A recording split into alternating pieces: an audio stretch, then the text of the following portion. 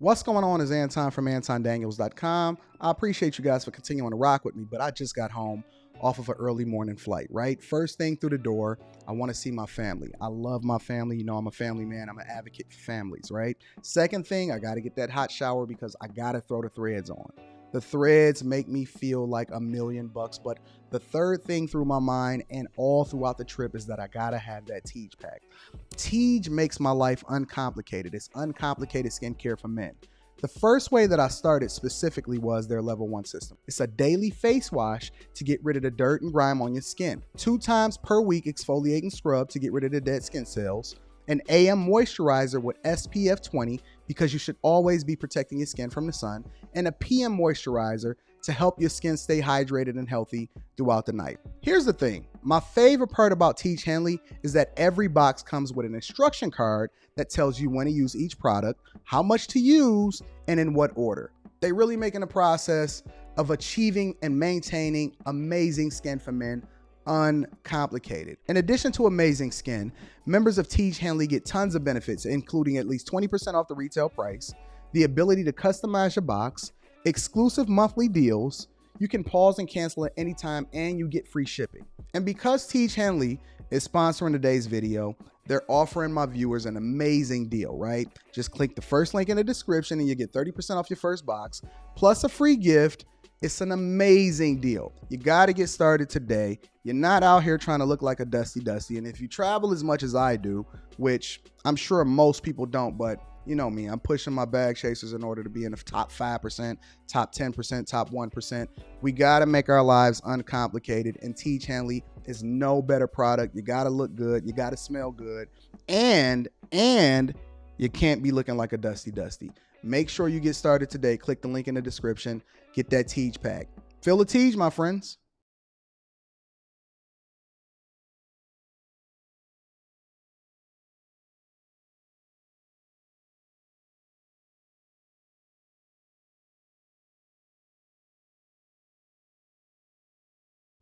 What's going on is Anton from AntonDaniels.com.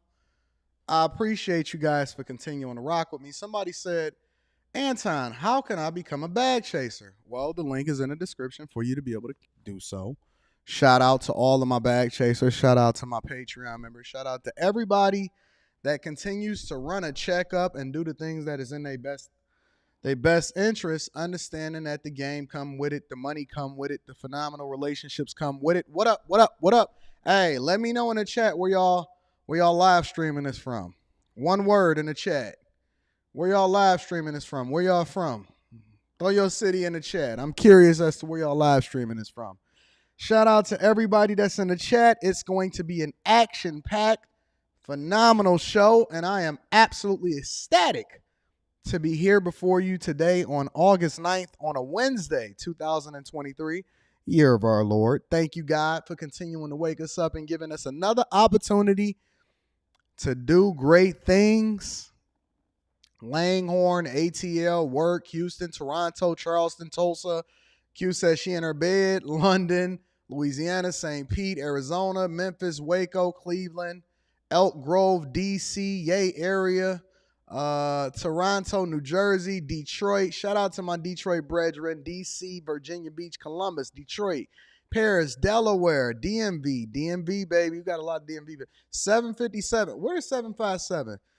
New York in the building. Shout out to Black Beauty, VA, 336, Charlotte, Cali, Atlanta, Dade County, Springdale, Arizona, Baltimore, amen. Long Island, Colorado, TPA, Raleigh. Quentin said Q's bed. Colorado Springs, Quebec. I want to get up to Quebec. Shout out to Canada. Nova Scotia, Charlotte, Calgary, ATL, Tallahassee, Palm Beach, Florida, Orlando. Shout out to my Orlando Floridians.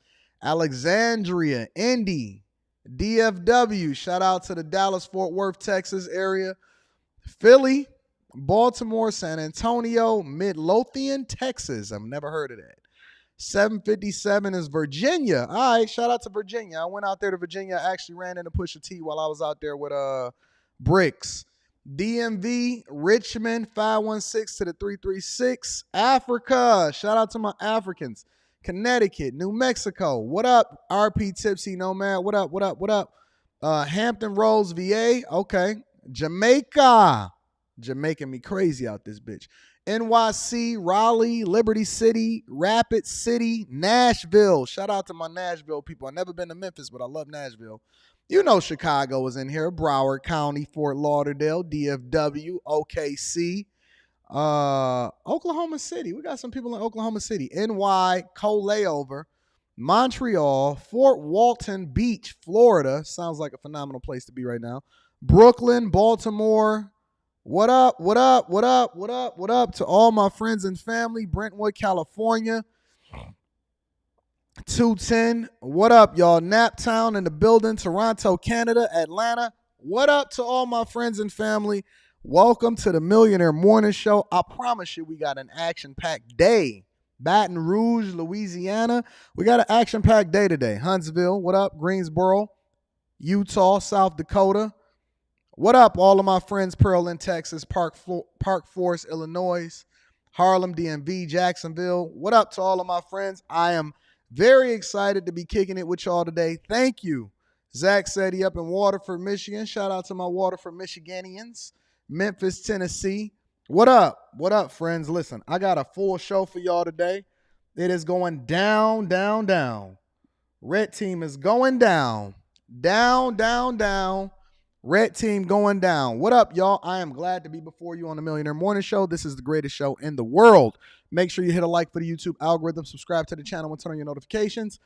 Also, we will be live streaming tonight on the Anton Daniels channel. You know, the one that crossed 200,000 subscribers. We're going to get into that in 1 minute because I am going to be a little bit petty. I'm a little bit petty today, but not a lot of bit petty because I want to give y'all some advice. And so we're going to go over a lot of things. We want to go over the Tory Lanez situation. I want to go over, what else I got on the docket? Tory Lanez. I have the Chicago mayor. We're going to bring him to the front of the congregation because he said some stuff that I wanted to address. We have sports betting. We have the new ESPN and Barstool deals. We got a lot of stuff to go over. We got a lot of stuff to go over today. And so y'all need to go ahead, buckle up your seatbelt, put in your AirPods. If you just so happen to be in a meeting, put one AirPod in one ear so they can't see it, and then they leave the other one open so you can pay attention to what's going on. We're going to multitask today, and we're going to get to the money. So I will be reading Super Chats throughout the show. I appreciate everybody that continues to hold me down. Let me make sure that we good. We got everything set. All right, so make sure you tap into the Patreon. Link is in the description as well as pinned to the top of the chat. Shout out to all of my people on Facebook. I rock with y'all. We are streaming on both platforms, on both Facebook and YouTube right now. Also, on top of that, make sure you get your Teach Hanley 30% off your first order plus a free gift.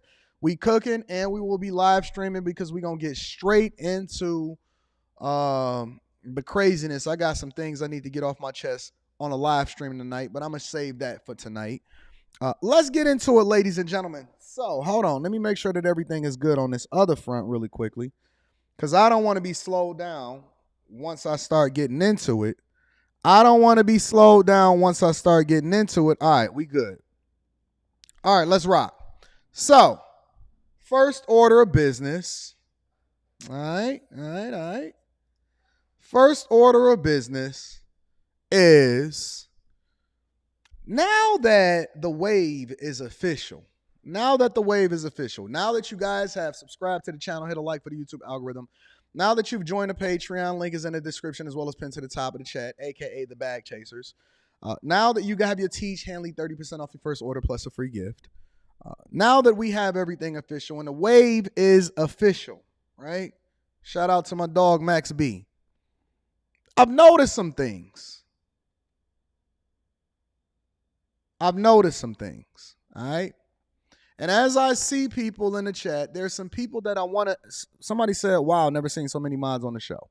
It's because my people mess with me. My people really, really mess with me. So over the next month or so, I'll be adding and subtracting. Let me say that again. I'll be adding and subtracting moderator badges, and with good reason. But let me get to that in a minute. Somebody sent me a screenshot yesterday. And I thought that it was the most entertaining screenshot that I've seen in a long time. Now, I won't share that screenshot with you because you're going to have to pay for the visibility that I give people on my platform because I'm the wave, right? A lot of people predicted Anton's downfall. They said that we didn't rock with you because you're not blackity black. We don't like the fact that you hold people accountable, that you're an equal accountability partner, or I don't like you on this, or I disagree with you on that, so on and so forth. You know what the wave is, right? But they can't divest themselves from me because the people that hate me and the people that love me, which I think that the people that hate me actually love me and they're my biggest fans, they really can't divest themselves from me, right? And so this is what I've noticed. When they sent me that screenshot yesterday, it was so hilarious. And it was something that was so small, but I found it to be so funny because I have a really, really, really phenomenal memory. Do y'all know that I remember the first person that ever jumped up as a moderator on my channel? I remember it like it was yesterday. They said, Anton, let me get a mod badge so I can clean up what's going on in the chat because you got some haters in here, right? That's what they said, literally, word for word. I remember it like it was yesterday. I said, okay, cool. Same moderator, was rocking with me for a long time, right? Rolling with me, all of this type of stuff. Anton, I'm in your city. Can I please meet you and all of that? And y'all know me. Anybody that's ever met me in person know that I am the coolest. I will give you the shirt off my back. Nobody can ever say that they met me in person and that they didn't absolutely love me. Shout out to all of the people that I met at the gym yesterday. That was, they said that they rock with me. They the new subscribers. But this is bigger than that. I'm using this as an example in order to illustrate some things to you guys, right? And it's not about the mods. It's not about the chat. It's not about the badges. It's not about none of that stuff, right? It's about how it is that you need to expand and contract according to where you are in life. And we're not going to mention no names because that's not important. That don't mean anything, right? But they used to really like, Anton, I'm in your city. Oh, my God, Anton, I can't wait to meet with you. Oh, my God, you've been the biggest inspiration ever. And anybody that know me know I've been the exact same way since the beginning of time. I never switched up. I never modified it based off of where it is that I am and what I'm going to do and all of that stuff. I'm the same. I'm the same today as I was a year ago. My stance is the same, so on and so forth, right? But somebody sent me the screenshot, and I seen them on a stream from somebody that hates me, super chatting somebody saying that, talking negative shit about me. I'm not going to say what they said because it's not necessary. And they was talking negative shit about me. I said, not them. Not them. No, not my biggest fan. Not the person that was sending me some of the craziest messages about how they love me and they in my city. They can't wait to meet me. And I've been holding them down and I give them the inspiration. Not you. Not you switching up. Even to the point to where the person that corrected them was like, oh, no, listen, fam, I know you hating right now. It was crazy. I couldn't believe it. And throughout the years, and I don't really address this because I understand that people come and go. People are fair weather. That's why I try to have my growth to be organic. I have my growth to be organic because I understand that there's some people that fuck with you today that they not going to fuck with you tomorrow. Yo, let me tell you what the internet does. It's so real. A lot of people say, oh, it's just the internet. No, it's so real. Because the internet actually shows you who you really are over a period of time. Shout out to Sherelle, been rocking with me, holding me down since the beginning of time, right? It's a lot of y'all in here that's been holding me down, but it's a lot of people that switched up on me, right? When I took my stance and I said, no, listen, I don't switch up on people just because they white or I don't agree with what it is that you say. A lot of y'all disagree with me when it came to listen, me and Q fundamentally disagreed, for example, on the whole Alabama brawl. Q will tell you, I sent her a message on Monday night after we got off that show. I said, don't you ever say X, Y, and Z to me again, because you ain't never going nowhere, and I will kick your black ass. Flat out. I told Q, you are mine, and it is nothing that you can do about it. I am loyal, and I have the most loyalty ever. We fundamentally disagree with some things, but I tell you what, I say, listen, don't ever even think about the possibility of anybody ever. I'm not playing that shit. I don't play that shit. It's forever. I am a for life, forever type of person, right? And she will tell you, this is real life. And the thing about it is this. I've seen some people come and go. And some of you that have been with me for an extended period of time, you have seen them too. And the part that makes me laugh the most, because I am so blessed. I have so much. God has looked out for me in so many different ways that when I give from my heart. And I don't make any bones about it. And I know that it's going to be some people that you give to that wind up snaking you and then wanting to shoot you behind the back. And they can't wait to say some crazy shit about you on the back end, right? And it's funny because I've seen, and I'm using this as an example to illustrate a point, I've seen people that I've paid for their fucking rent when they were about to get kicked out of their house, and I've never seen them in their life. They hit me up. They sent me a message on Patreon. I gave them my personal phone number. I wound up sending them some money. They sent me the receipt to show that they caught up on their rent.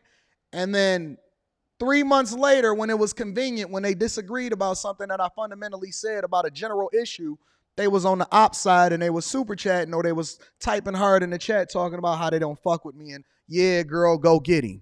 I swear to God, I put it on everything. People who I've paid rent reached out to me, and I have sent them money to pay their rent, to get caught up 3 months behind, about to get evicted, and I have paid their rent, and they have turned around and stabbed me in the back. Listen. Don't forget who had your back, because these motherfuckers don't give a fuck about you. Don't forget who had your back. Don't forget who gave you seed money to start your business and never asked for anything as a result of it. Don't forget the person that sent you money to pay for your funerals, for your people's funeral, when your own fucking family, and Rita will tell you, Rita hate the fact that I allocate a specific amount of money every single month and I give it to the people. You know how y'all tithe over to the church? I tithe and I give back to the people. When y'all tithe over to the church, I tithe and I give it to the people. I tithe and I give it to the people. Reading that super chat shortly. Don't forget the person that paid your rent and caught you up and made sure that you didn't get evicted. Don't forget the person that made sure that you had money in your pocket when you said that you wanted to kill yourself. Don't forget the person that paid for your people's funeral when your own family abandoned you. I was there. Don't forget the person that flew out to your city. These are things that I really did. Don't forget the person that flew out to your city and held you down when you said that you had something going on in your life. And I left my meetup early, several hours early, in order to align with you. Don't forget the person that funded your business. When nobody else believed in you, I gave you your seed money, thousands of dollars, wired it over to you. No kind of thing that I needed back. Didn't want no equity in your company, didn't want anything from you. I just gave you the money. Don't forget the person that held you down. Don't forget the person that on the live stream prayed in front of people. I'll be up all fucking night. Y'all be calling me at 2, 3 o'clock in the morning. Y'all be having my real phone number and y'all be saying, Anton, I'm going through this shit. Pray for me. And then we jump on and we pray together. I might get up, wipe the sleep out of my eyes, jump on a Zoom call with you, pray with you so you can see and feel the energy from me. We pray. You say, oh my God, everything worked out. And then 2 months later, you over there riding with the ops talking about I don't fuck with that nigga because he said X, Y, and Z.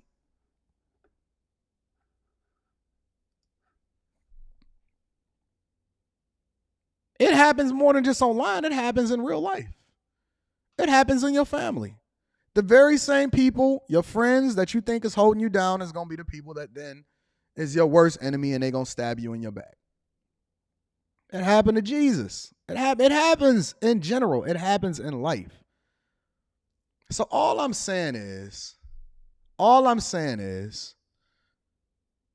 you have to make sure that you're continuing to cull and chop off the people that's just riding the wave, the fair weather fans. And if you're a fair weather, if you just find this entertaining, I'm cool with that. But just don't come in talking about, oh my God, I fucking rock with you. Stop sending me emails talking about, oh Jesus, you saved my life. Don't send me shit. Just be fair weather. Just be a person that says, oh, I like what it is that he's doing today. I'm not really feeling what it is that he's doing tomorrow.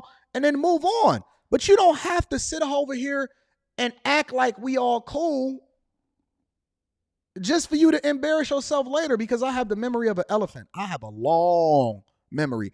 I have a list of people that done me wrong, and I'm trying to ask God to let me burn it up, but he ain't through with me yet. So you got to continue to do that audit. You got to continue to call. We adding some people. We removing some people. Some people get, you know what I'm saying? They get a little bit of money. They get their wave, and then they go off on their own, and then they be like, I'm cool. I'm cool with that. We with it. Understand that your circle is going to expand and contract. Don't take it personal. That's just what human nature is. People going to ride with you. People going to divest themselves from you. I just don't want you to take it personal when I call you out or I decide that I don't fuck with you. When you come back into the fold and say, oh my God, I want to be a bag chaser again. My life is in shambles. I don't have nothing for you. I don't have anything for you. All right? God bless. I forgive you, but I just don't want you around me because you're a snake. So let's get into the show. Make sure y'all hit a like for the YouTube algorithm, subscribe to the channel, and turn on your notifications. Let me acknowledge some of these super chats from the people that's holding me down the most. Blaze Skywalker is in the building. Blaze says, how do you feel about Clarissa Shields and the Keith Thurman fight? And she called out Jake Paul. Is she doing too much? I am not familiar with it, but if she is calling out a man, she better be very, very careful, because that's going to go. I went to her fight. I think that she's a phenomenal fighter, and shout out to her for being a hometown girl and for being from Michigan and all of that. But I am not familiar with it. I will look at that. Hey, Blaze, send that to me and in the email. I appreciate you for holding me down, big dog. Let me see. Tashayla, what up? Tashayla Bennett says, at J Ben, happy 9-year anniversary. You are an outstanding man and a father. This is one of my favorite couples on the internet. One of my favorite couples on the internet. Met them in real life. I love them. I appreciate them. They've been holding me down. Shout out to my peoples out there in Arizona too. I love you. Shout out to you, J Ben. She loves you. She appreciates you, big dog. You got to give her some acknowledgement. Shen C says, the kiss of Judas, you'll never see it coming. Oh, I see it coming. Sometimes I give to people expecting for them to turn on me, to be honest with you. Sometimes I give to people expecting for them to turn on me. But I give from here. I give from here. I don't give based off of what it is that I expect. Once I give it to you, it's up to you what you do with it. I'm not expecting nothing back in return from it. Marcus X says, AD, I believe you are a very cool person. I'm the same way online as I am in real life, big dog. Kojak, guy that's been riding with me for the 20 plus years, says, F these snake ass Negroes, let's ride this till the wheels fall off and then some, bro. And Kojak has never asked me for anything. Kojak has never asked me for anything, has been riding with me till the wheels fall off, and has never asked me for anything. Let me acknowledge a few more of my people out here. Fucking ass. Always holding me down. Ash says, AD, 3 reasons why I rock with you. Not ashamed of Jesus. Number 2, not a victim. And 3, did not throw just pearly things under the bus when everybody else showed their true colors. Continue keeping it real. Love you, my brother. Hashtag SYSBM. Shout out to you. I do not throw people that I rock with under the bus under any circumstance. We ride till the wheels fall off. Until the wheels is falling off. You know what I'm saying? Shout out to my dog Mike Jones, also in the building. Says, Anton, you speaking nothing but facts. Had a 20-year friendship with someone who thought dog and had to let them go. I see people from high school that be jumping in my comments sometimes on Instagram and they be saying crazy shit. And I was like, but damn, girl, I fucked you. Hold on. Let me say that again. I see women from high school that jumped in my comments on some videos saying some crazy shit, knowing that they took the whole load. Now, I'm not a messy person. I don't kiss and tell. I don't say crazy shit, but I know. I remember you. I looked down on you with disgust as you was taking a whole load, and you was looking at me like you was doing me a favor. Please get the fuck out of my comments. You think just because it's been 20 plus years that I don't remember what your mouth do? I know exactly what that mouth do. Stay the fuck out of my comments. And listen, I don't give a fuck who you are. Real life, online, get the fuck out of my comments, man. Now, like I said, I don't kiss and tell, but I remember you gargled the whole fucking thing and then you surprised me. I thought that you was going to go to the bathroom and spit that shit out. You took the whole fucking load. Stay the fuck out of my comments talking shit. I know who you are.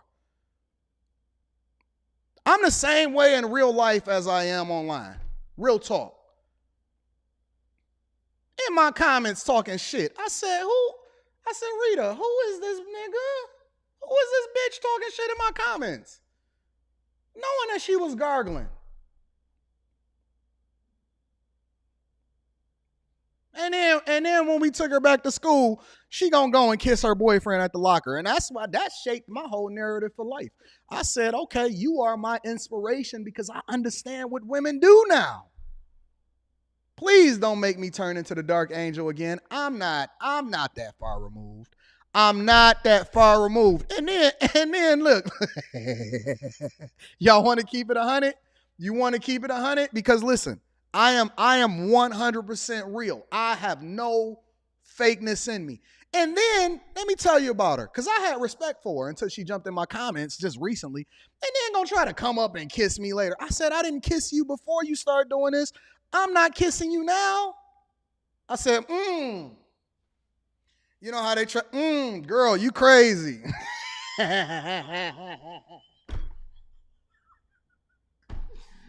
Oh, Lord, forgive me. Forgive me, Jesus.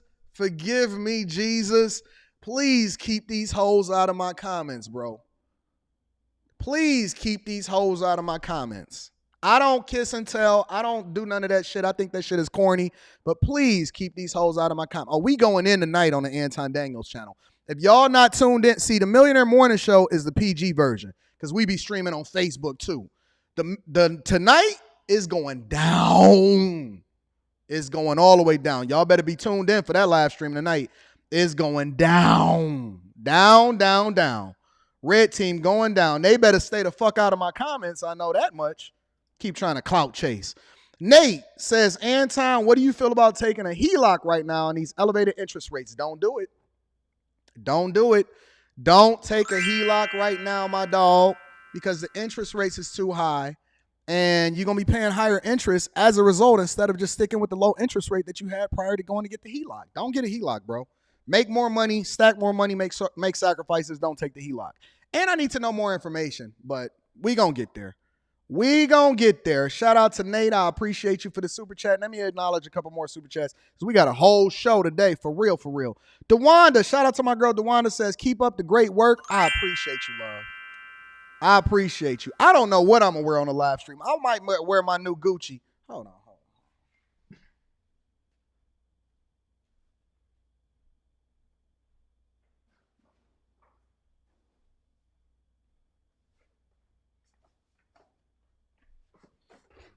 It was a random Tuesday out this bitch.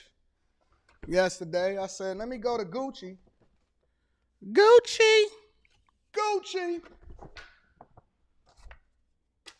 Don't show me none of y'all fake Shein ass.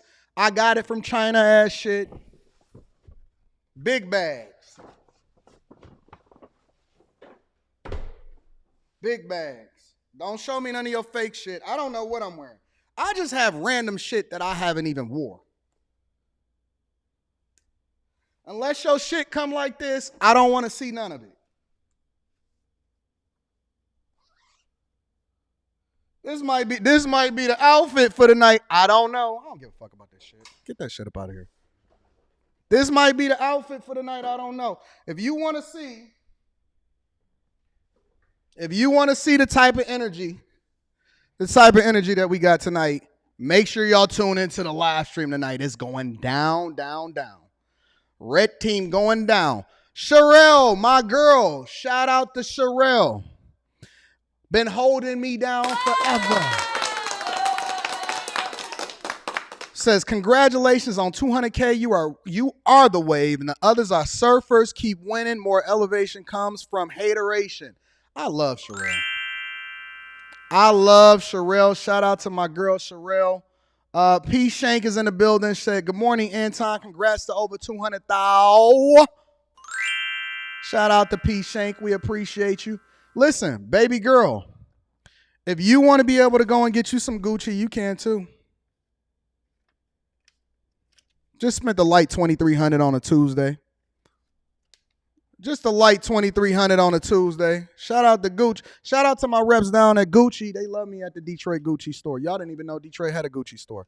Yep, right here downtown Detroit. It's awesome. Yeah. Let me acknowledge one more super chat, and then we're going to get started with the show. It's going to be one of them type of shows. Yep, Monday all over. Enos Luby says, Africa's leaders have got these world leaders, Europe, UK, USA, shook. BRICS, what's your thoughts as they're aligning with Putin and China to create BRICS? I think that Africa is weak as fuck. I think that Africa is just like the black people in the United States, the black women that follow white women into feminism. They just some Me Too motherfuckers. Straight up. African leaders are just Me Too's. Oh, China, Russia, we want to be a part. They don't even realize that they get the worst end of the deal. Like, let's go ahead and get these African booty scratchers into the deal because it seemed like they got some more resources that we need to mine out from under them. They can't stand on their own. They've already sold. They sold to China. They owe us $1 quadrillion. And so we're going to go ahead and let them become what it is that we got because they don't have no choice anyway. I think that these African booty scratchers is weak, honestly. I think that they are the weakest ones, the weakest nation. And their aligning is not an alignment based off of power. Their alignment is an alignment based off of weakness. It's easy to seem strong when you align yourself with the strongest people, but then at the same time, you actually the weakest one that's in the group. I think that these booty scratchers ain't shit. Ain't shit, motherfucking nations and countries, and ain't shit, currency ain't shit, can't even govern themselves effectively. I'm not impressed, bro. I'm not impressed. You can't sit here and tell me that these African booty scratching world leaders are shit. I'm not impressed. I don't give a fuck about what they talking about. Let me continue. Reckless Ray De Niro says, congrats on the 200K. If you ain't in the bag chasers, you missing out. Shout out to you. Shout out to you. I appreciate you. I'm going to be reading super chats continuously out the show. I say what the fuck I want to say. I don't give a fuck what y'all talking about. Let me switch up my hat. It's going to be a long show. It's going to be a long show. A long show. Make sure y'all tap into the Patreon. Link is in the description. The only reason people still fuck with Africa is because they still got minerals and things that we need to get the fuck from out of the soil. If they didn't have some of the greatest soil on earth, nobody would give a fuck about them. And they still can't get themselves together. Let's get into the show. Thank you guys for continuing to hold me down. Thank you for continuing to roll with me. I appreciate you guys. I am up on world events and I am aware of what the fuck is going on, but we're going to get into the show. Chicago mayors. Well, why am I saying mayors with an S? Because we just have a more articulate version of Lori Lightfoot and the new Chicago mayor. The Chicago mayor recently brought himself to the front of the congregation to have a conversation with reporters on Media Day. And he gave some thoughts. Now, we're all familiar with all of the riots and flash mobs and kids, young people, the violence that's going on in Chicago, which is just a reflection of what's going on in our communities across the nation, right? We familiar with how it is that they killing each other. They got whole blocks called O Block and all of this stuff, right? And we also get some of the greatest horrible music out of them. No, not Kanye West, but the King Bonds and all of those type of guys, right? Chief Keefs. That's that shit I don't like. Right? We've seen it. We've seen it across the board. And more importantly, they bringing themselves and they putting themselves on display regularly, and they're going in, they're stomping on cars, they're tearing up the streets, they're running into the suburbs, they're running into the city, they messing up the Miracle Mile, they downtown, they doing it and nobody can get a grip on it. Nobody can get a grip on it. Okay, well, on Media Day, thank God for the media, they decided that they wanted to ask the Chicago mayor some questions. Brandon Johnson is his name. Let's get into it. Make sure y'all hit a like for the YouTube algorithm. I will be reading super chats throughout the show. Thank you, guys. There's history in this city. I mean, to refer to children as like baby Al Capones is not appropriate. I'm fully aware of what I inherited. The 90s were especially tough. I remember that. I was in high school. We had almost 1,000 people being murdered every single year. What we know, particularly in this moment, my administration, that constitutional policing is critical. And so I really appreciate, very much so, how many of our law enforcement rank and file members have really stepped up. I know a couple of Chicago police officers. I've talked to them specifically. And so just because you're using big words and you don't think that we can understand what you're saying, constitutional policing. That means that the criminals don't have to play by the rules, but we not going to be Batman in this bitch. That's basically what he's saying. And 1,000 people getting eliminated in the early 90s in Chicago when black people was doing what black people do is no different than what is happening today in Chicago. And so we're still calling for constitutional policing when I've talked to a couple different police officers that is a part of the Chicago Police Department that joined the police department because they wanted to help and save their communities, but is even turned on against them, the very people in their communities that knew why they went into it in the first place, and they start calling him the op. One of them had to quit. He said, listen, I didn't sign up for this. I signed up to do some community policing. And so now he's talking about constitutional policing, meaning that it's important for them to react, not necessarily for them to be proactive in what's going on in our communities. Here's the key, though. From what I've heard, most of the police officers in Chicago ain't really fucking with the mayor in the first place.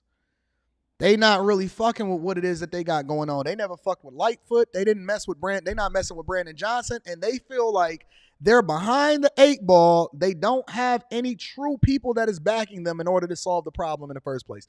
The best way to solve the problem is for the people to really participate anyway, but they don't want that. You keep voting to have these people pitch this. He got his mohawk on. He looking like this up there. He got his mohawk up. Modern man. He got preacher vibes. Okay, well, let's see what it is that he's got to say.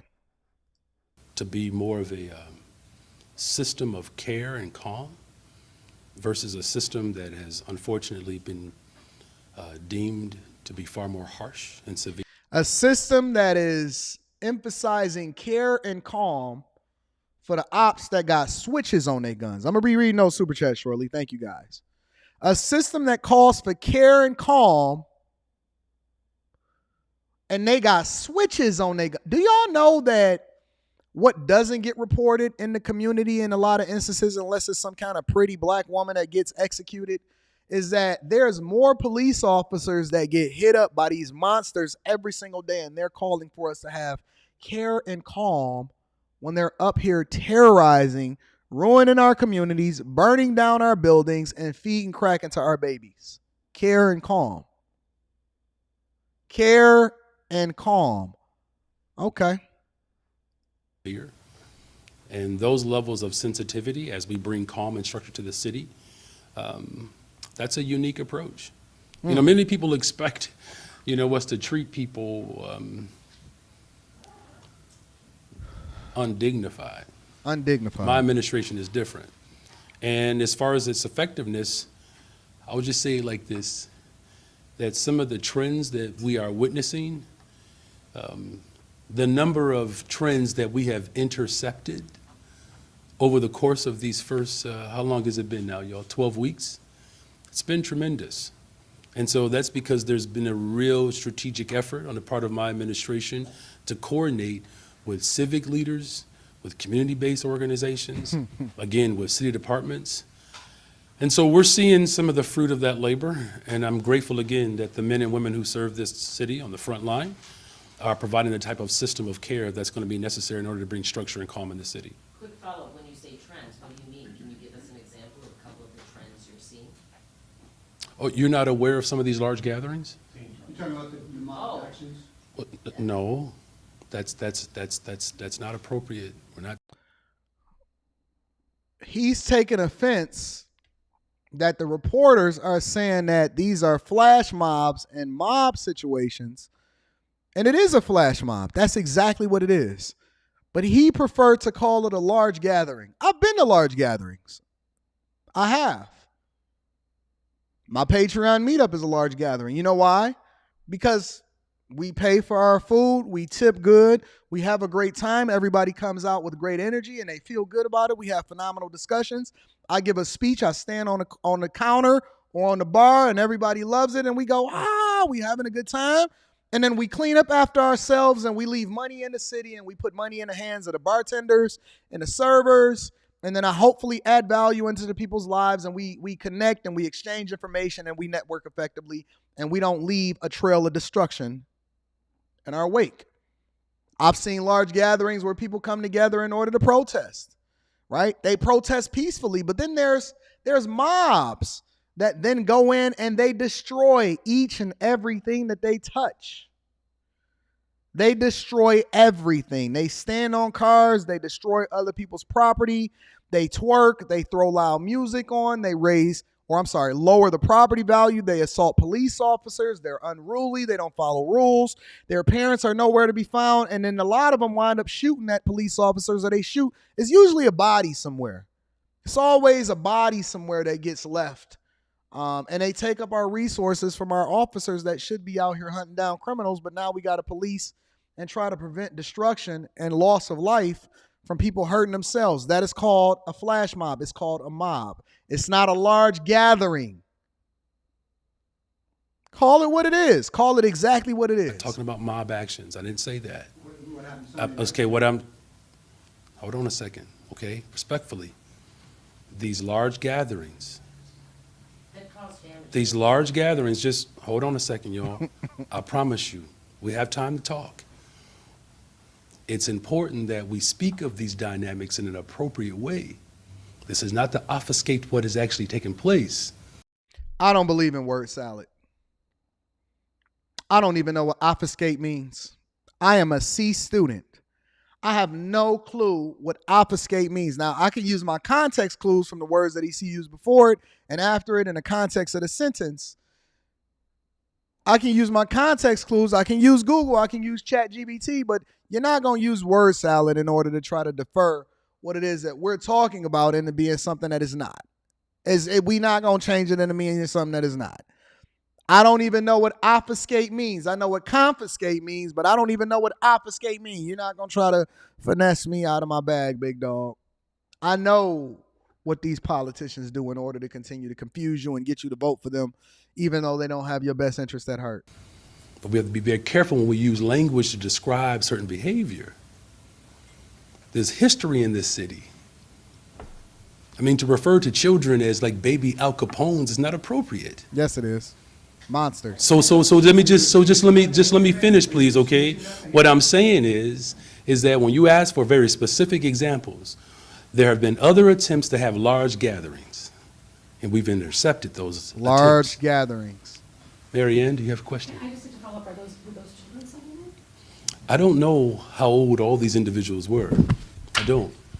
I do know that the system of care that we are that we are building to bring structure and calm to the city of Chicago, to make sure that no harm comes to any resident of this city, that we're very much committed to building that better, stronger, safer city.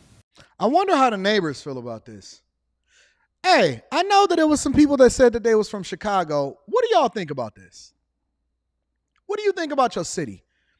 Do you think that there's a lot of obfuscation that's happening in your city? I don't know what it means. I'm just going to use it however it is that I see fit. Do you think that there's a lot of obfuscation that's happening in the city that is justified to actually label this as a large gathering instead of what it really is? What do y'all think about the obfuscation that's happening in y'all city? Do you want to obfuscate to a completely different part of the nation right now, but you can't because your job is keeping you there?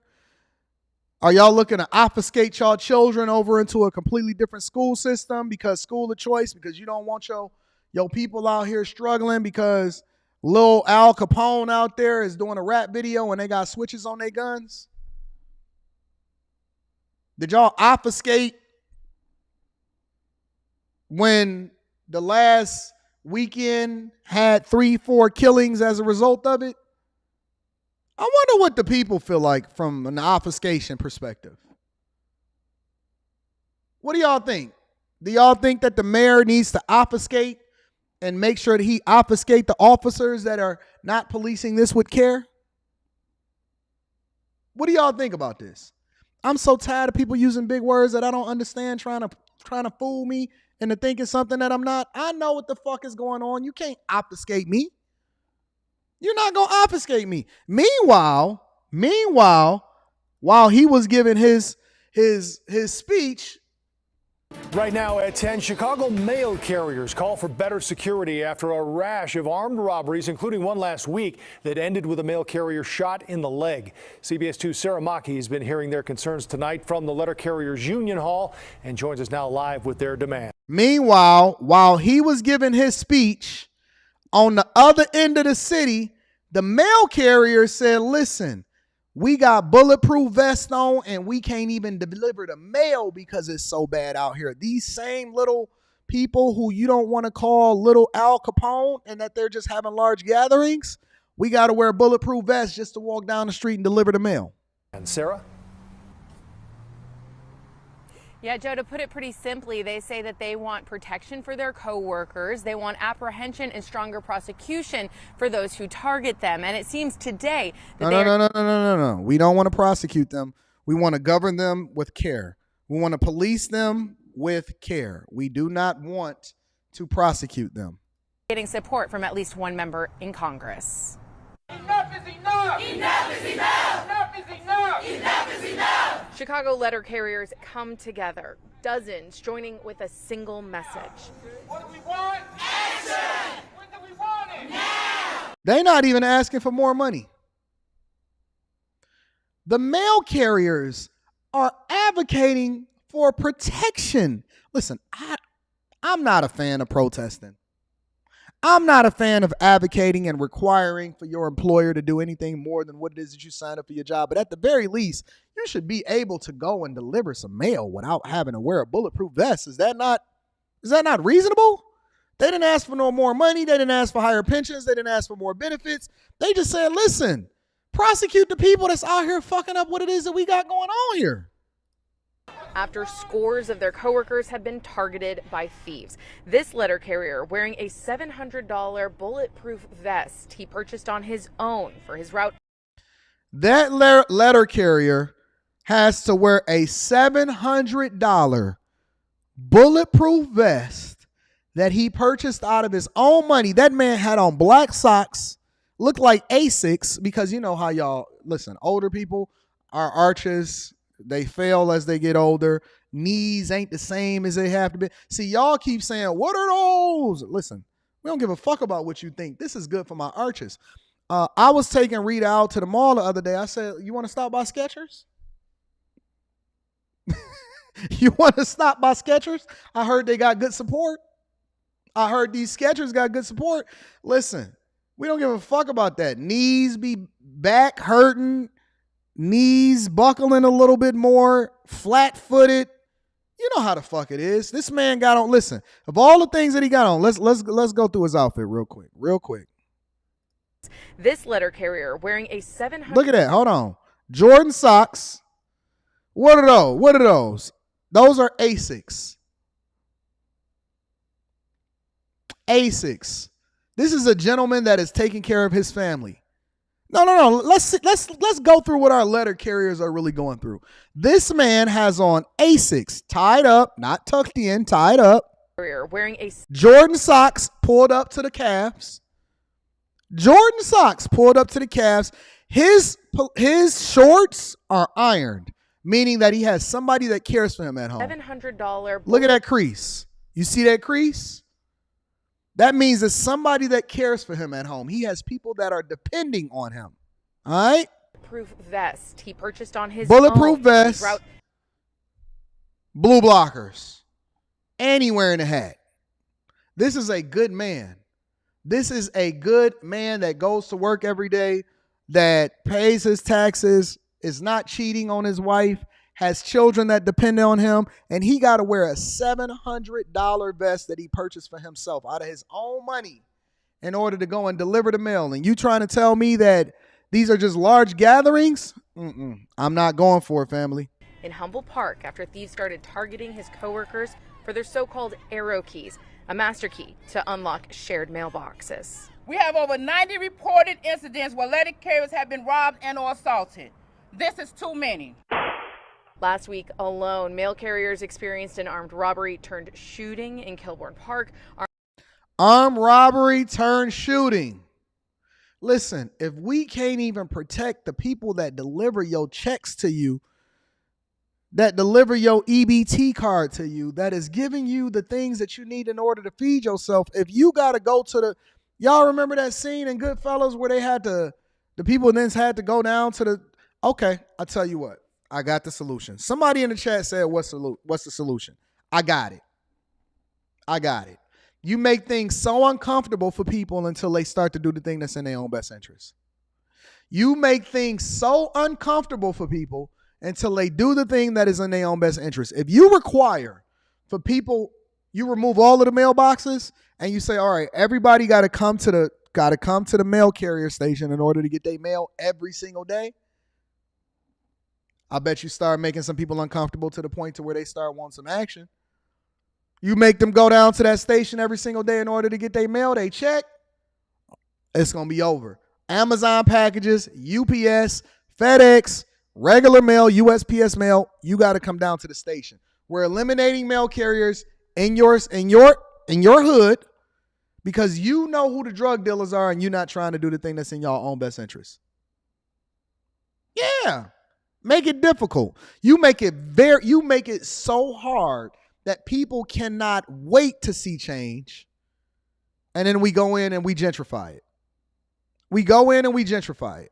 You got to make things so uncomfortable for people, right? So uncomfortable to where they can't stand and they can't handle. Let me tell you where I learned this tactic from. During the pandemic, when people had to sit with their own kids, it was hell for these people.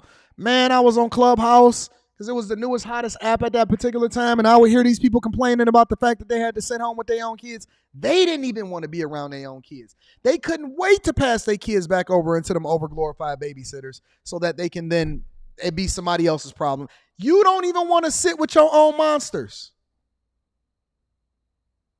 You don't want to even sit with the person that you raised. When people had to sit with the person that they lived with, oh my God. That woman been out here terrorizing people for her entire life. And now you got to sit there because you can't go outside? Oh shit. Oh my God. It was over. Y'all didn't know math. You realize how little math you knew. You didn't know second grade math. You couldn't read past a second grade reading level. Y'all keep talking about LeBron's kids over at the I Promise school can't pass a basic math test. I guarantee you that their parents can't pass it either. The very ones that's having children, their parents can't pass the math test either. Basic math. What's y equals mx plus b? What's rise over run? What's the slope of that equation? No, I'm curious. What is y equal mx plus b? Don't Google it. I don't want to hear it. What is y equals mx plus b? What's rise over run and what's the y-intercept? I'm curious. All of these motherfuckers that's having kids is trying to hold the people accountable that's putting money in your community, and you can't pass the test either. I seen you niggas trying to read super chats when I was on that other show. We was gonna be there all fucking night trying to read super chats. Cause you niggas don't even know how to place a comma when you talking. You don't know how to read, pause. Y'all don't know y'all where the period, the exclamation point, you don't know where to put. I seen you niggas. When I was in the plant, we had to take the test. In order to get over in the skilled trades, I passed that bitch. Top of my class. All you other motherfuckers failed. That shit was so simple. In order to be able to have kids, you should have to pass certain tests in order for you to be able to have kids in the United States of America. Oh, I told you it was going to be that type of show today. We got all the smoke today. Armed robbery in Wicker Park and armed robbery in Berwyn. Senator Dick Durbin saying, as he sent a letter to the Department of Justice and Postmaster General Louis DeJoy, demanding answers, that those incidents cause direct trauma to letter carriers, adding downstream effects exacerbate staffing shortages, leaving delivery deserts, and causing dangerous delays in medication and other critical delays. Facts. Shout out to the U.S. Senator Dick Durbin. I ain't talking about the super chats that was on the last show that we got on Monday. I'm talking about when we used to be on Thursday. Them super chats used to be. I had to take over. I don't know if y'all remember. I said, don't worry about it, y'all. I'm going to read super chats. Don't worry about it, y'all. I'm going to read super chats. Reading is fundamental. When the last book that you read?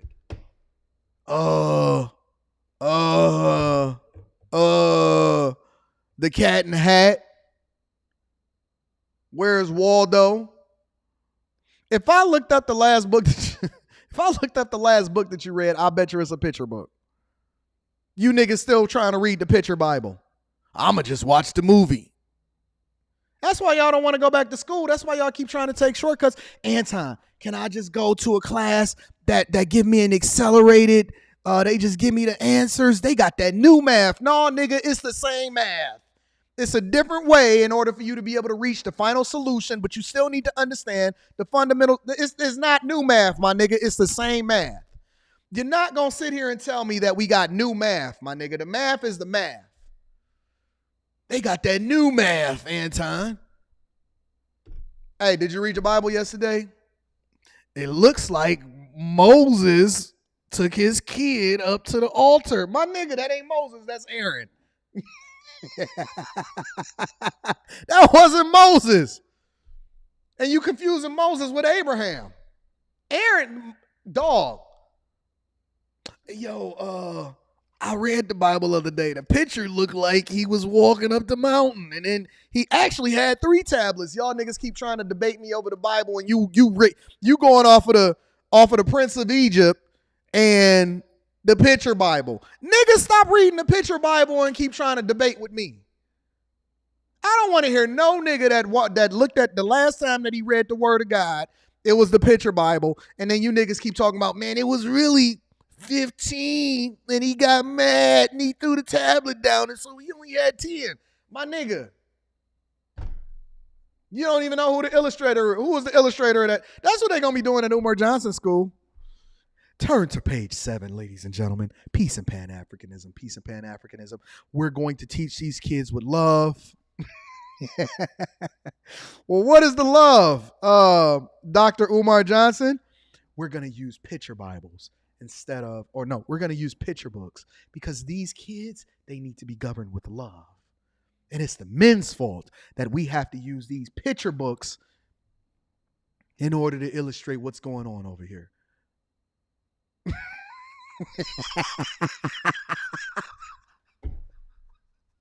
Peace and Pan-Africanism. Peace and Pan-Africanism. That's where Boyce Watkins get his stock tips from. Picture books. These niggas don't know shit.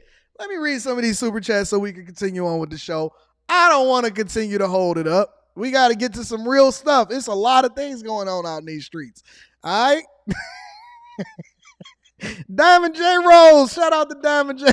Rose said, Mr. Anton, how can I be down for the crown? You know I respect your work and movement. Hey, ain't nothing like a woman that said, can I be down? Ooh, Diamond J. Rose. Hey, don't send me an email. Send me a DM. Hey, Diamond J, you can be down. Listen, hey, Diamond J, make sure you join the Patreon. Link is in the description as well as pinned to the top of the chat. We're going to give you a special assignment. You already get a promotion. You don't have to start off from the ground floor. You don't have to be in the mailroom. You all the way in there. No, Diamond J, to be honest with you, I'm serious. Send me an email and we'll kick it about it. We'll kick it. Shout out to Diamond J. Rose in the building. I love it when women lead with their feminine. I'm a weak nigga when it comes for a woman leading with their femininity. I love feminine women. Diamond J, you get a special applause. Leading with your femininity. I love what it is that we got going on here. And I like women that got pictures in their profiles.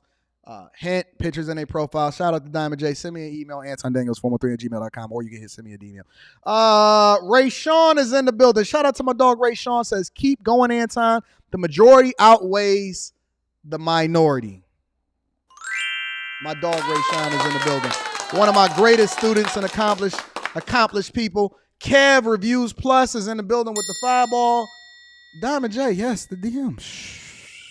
With the fireball, I appreciate you, Kevin J. Let me make sure I get all of the super chats to make sure that we are getting everybody and we can acknowledge what's going on. All right, let's continue. We got a few more to go through before we get on to the show. Christopher Mayberry says you have to get an actual Kabuto helmet from Tokyo. I got you, Diamond J. I see you in the chat kicking it with us. Pilot Jace is in the building, says, had to check in with AD real quick before I fly these friendly skies. Shout out to my people that's in the sky. We love y'all. We appreciate y'all. Alex Vertus. We got a lot of new people that's in the building that's throwing out the bag. Says, you got me swerving in traffic, bruh. Yo, people don't know. I could do whole stand-up. Y'all have no clue. But don't worry, I'll get there. Sky's in the building said, I stay on the south side. I hate it here. Sky, you are too pretty. Too pretty. Too cute up in here. Sky, look at them dimples. Look at them dimples, girl. Girl, you too pretty to be on the south side. South side, Sky. Hit me up. Follow me on Instagram. Business purposes only. Business purposes only. All right. Shout out to South Sky in the building. Antonin P says, thanks for all you. Anton, thanks for all that you do, Anton. Psychotechnology of brainwashing, crucifying Willie Lynch by Kwimbina Fahim Ashan. Oh, shit. Y'all got me out here. I can't read more than 3 syllables. Y'all know this. Keep the words down to 3 syllables or less. All right. Get the book also, Great Aliens and the Harvesting of Souls by Nigel Kerner. Shout out to you. I appreciate you, my friend. Thank you for the 10 ball and the book recommendation. Alliance 757 says they should make a law where if a child commits a violent crime, not only should the child be locked up, but also the parents for negligence. That's something right there. Smiling Buddha says, Chicago has been this way since I was 12. I'm 59 and now 5 cousins who were cops, all gangsters. Shout out to the gangsters in the building. I'm building a woman army out here. Darren Walker says you should do stand up with Charleston. Shout out to Darren Walker. I would shut the club down if I did stand up. I would shut the club down. Shout out to my dog, Deshaun Love. Deshaun with the 100 ball says, Anton, I was having this conversation a while back. I think you should do a whole live session about that topic, about people not being competent before having children. Are we going in tonight? Make sure y'all tune into the Anton Daniels channel live stream tonight. Are we going in tonight? Thank you, Deshaun. Thank you for holding me down. I appreciate you, everybody that's rocking with me. John Doe is in the building, says, I just had a conversation with some coworkers about the community is doomed, about how the community is doomed. I said we should incentivize marriage and not co-parenting, and these niggas damn near crucified me. Now, you know that people don't want to do the thing that's in their own best interest. You know, John Doe, that people don't want to do the thing that's in their own best interest. Let me also give a shout out to Mike That Dude on Cash App. Let me give a shout out to James on Cash App. And then Melvin Johnson Sr., I appreciate you, big dog. Thank you, everybody that rocks out with me. Make sure y'all hit a like for the YouTube algorithm, subscribe to the channel, and turn on your notifications. We got over 1,700 people and going up to 2,000. 1,700 people and going up to 2,000. I need y'all to hit a like for the YouTube algorithm, subscribe to the channel, turn on your notifications. Make sure you get that Teach Hanley 30% off your first order plus a free gift. If you are not a part of the Bag Chasers and a Patreon, the link is in the description as well as pinned to the top of the chat. Let's continue. Tory Lanez.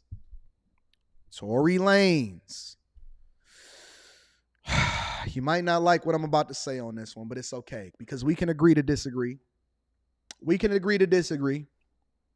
You might not like what I have to say about this one, but we can agree to disagree. But before we get into it, let me bring you guys up to speed of what's happening. Tory Lanez has been sentenced to 10 years. We're going to go over to the BBC News in order to illustrate exactly what's going on. Make sure you hit a like for the YouTube algorithm. Let's rock. To the US now, where the rapper Tory Lanez has been sentenced to 10 years in prison for shooting and wounding the US hip-hop star Megan Thee Stallion. During the trial in Los Angeles, the jury heard that Lanez had fired a gun at the singer's feet and shouted for her to dance back in 2020. The pair had left a party at Kylie Jenner's home in the Hollywood Hills. Well, Lanez's lawyer gave this response to the sentencing. I think the sentence handed down was incredibly harsh. I have seen cases of vehicular homicide and other cases where there's death and the person still gets less than 10 years. And this case, to get a 10-year sentence is extreme. Now, you know what my thoughts are, or maybe you don't. You know what my thoughts are. Shout out to the electrician 480. I'm going to be reading that super chat shortly, and everybody that contributes to the platform, I appreciate you. You know what my thoughts are about Meg Thee Stallion in this case in general. And if you're not familiar with what my thoughts are about this, let me give you an update. I think that Meg Thee Stallion is a liar. I think that no. Let me revise that. I believe that Meg Thee Stallion, I know in my heart of hearts that she is a liar. I know that the justice system is set up against men. I know that no matter what, there will never be a group of women that advocate for what's in the best interest of themselves by holding themselves accountable. I believe that this is a travesty. I believe that it's important for them to prove that you are culpable and guilty beyond a reasonable doubt, and that was not done. I believe that he was convicted in a court of public opinion before he ever even hit the stand in the first place. And to see her on Gayle King's show, first of all, lying about the fact that she said that she did not have sex with this man or any kind of sexual relations, and then to get on the stand and say the complete opposite, automatically should disqualify her testimony and her accusation in the first place. Because if you lie about one thing, then why should we believe you in the other?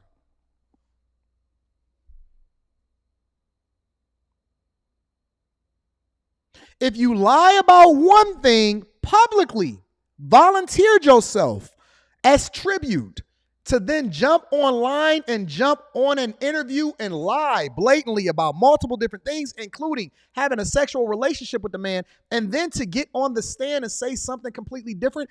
How do we not discredit the witness? How do we even take these accusations serious? How do we then beyond a shadow of a doubt? Because listen, this is not just saying, look, he a man, she a woman. This is somebody's life. This is 10 fucking years. You don't get that shit back. It's too many people getting out of jail today that has been accused of something that they didn't do, and we don't hold the people accountable that then lie about it.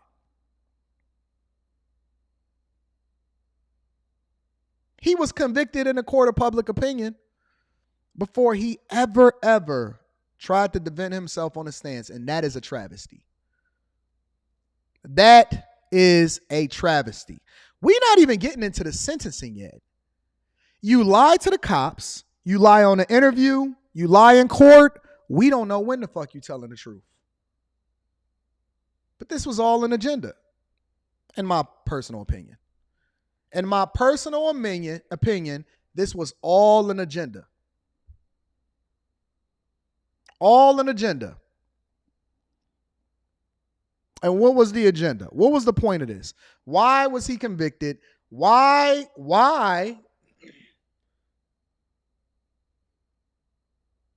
Look. Let me tell you something.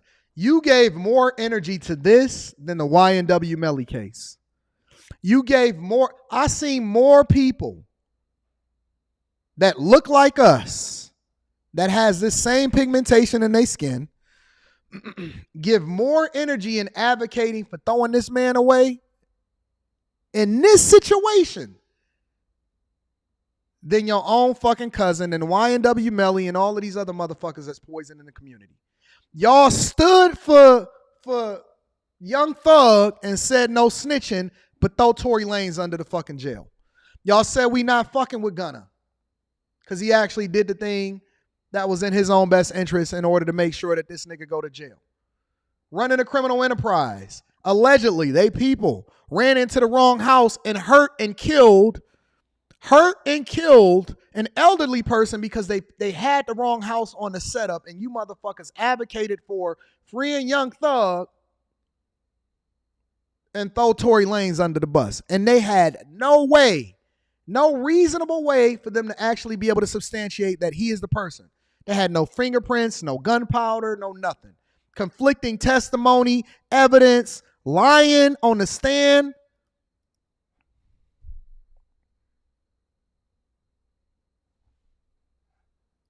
And really just another example of someone being punished for their celebrity status and someone being utilized as to send an example. And he's not an example, he's a human being. Tory Lanez's lawyer there. Well, the prosecution also gave its reaction to the verdict. The fact that Ms. Pete is a successful entertainer has brought a spotlight on the important issue of violence against women. There are many people in our community that endure acts of violence every day from people close to them and feel reluctant to come forward when this happens. I hope that Ms. Pete's bravery gives hope to those that feel helpless. In fact, today, as sentencing through her statement and yesterday, Ms. Pete thought of others who have been similarly situated. Well, from Los Angeles, our North America correspondent Peter Bowes summarises the case. At the height of this trial, there was a cultural firestorm focusing in on the allegations against Tory Lanez and on Megan Thee Stallion, who at the end of the trial, the prosecution said had been subjected to repeated and grotesque attacks while bringing the case. Now, just to recap, at the end of last year, Tory Lanez was found guilty on 3 counts relating to the shooting of Megan Thee Stallion. This goes back to a 2020 pool party at the home of the reality star Kylie Jenner. They were leaving the party. It seems that Megan and Tory Lanez got into some sort of argument over his musical ability. She says that he told her to dance, and it was shortly after that that she was shot in the foot. Now, he has maintained his innocence throughout. His lawyer said there was a botched investigation. The prosecution said the evidence pointed towards his guilt. And what we've just seen are 2 unusually long days during the sentencing phase of this trial, long in large part because a number of people came forward. The judge received many letters, people providing character witnesses for Tory Lanez and supporting his plea not to be sent to jail for these offences. In fact, he addressed the court and he said of Megan Thee Stallion, he said she was someone he still cared for dearly to this. And meanwhile, he made a whole album about her and said, listen, I still rock with you, baby girl. I still love you, baby girl. I still care for you dearly, love. And then what does she say as a result of it? Today, no matter what she may think of him, he said he was the victim's friend. Now, we didn't hear directly from Megan Thee Stallion in the courtroom. She says she struggled with the decision as to whether to appear in person, but she did present a statement, and in that statement she said she hadn't experienced a single day of peace since the shooting. She said mercy is for people who show remorse, and Lanez had shown none. He said, listen, I still love you, baby girl. I still love you, baby girl. And then they reached out to her and they say, what did you think about him? She said, fuck that dude. Mercy is for other people. Mercy is not for him. Mercy is not for him. And so what do we take from this? What do we learn from this? As he's sitting, rotting away in jail, right? She hasn't had a single peaceful night of sleep since this happened. Oh my God.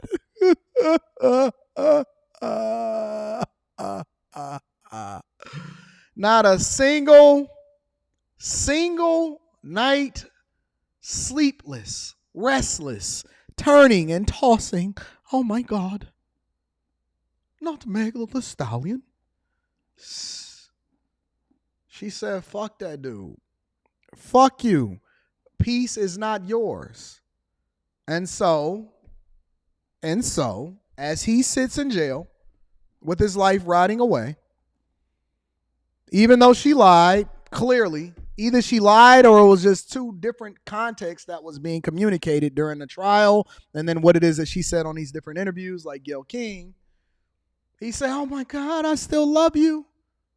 She said, that's what your girl gonna do to you. That's what your girl gonna do to you? Yeah. Yeah. That is what your girl gonna do to you because you picked her. Let me tell you one thing that I do hold Tory Lanez accountable for the choices that he made to align himself with the people that was not best for him and not being able to say. He still ain't learned his lesson. Now he gonna have some time. He gonna have some time to sit down, think about it. He probably gonna subscribe to Fresh and Fit when he get out of there, right? He gonna subscribe to Fresh and Fit. He gonna let Fresh CEO give him the game on how it is that he need to be able to move around women, right? He gonna think about this shit. He got a long time to be able to figure this shit out and put things in perspective. She was supported by Rock Nation, which included Jay-Z and Beyonce and all of this stuff, right? Yeah. He gonna think about that shit when he got to eat that meatloaf with no seasoning in it. Yep.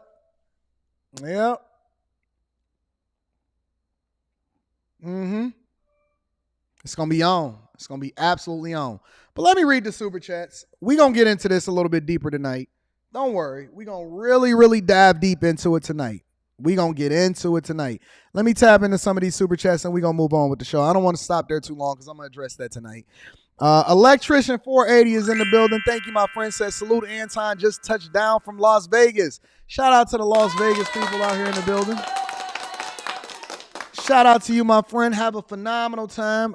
You said you just touched down from Las Vegas. I hope you had a great time in Vegas and you didn't spend too much money. Hopefully you brought back more than you left. You know what I'm saying? Bam Bam Lynch is in the building. Says, we need Charleston and Fleece Epic. Let's see. At Tweezy G says, all facts. Shout out to you. I appreciate you. Make sure y'all hit a like for the YouTube algorithm, subscribe to the channel, and turn on your notifications. I want to get a little bit more serious with the news right now. We're going to move into the next portion of the show. $2 billion ESPN deal. Barstool Sports has sold again.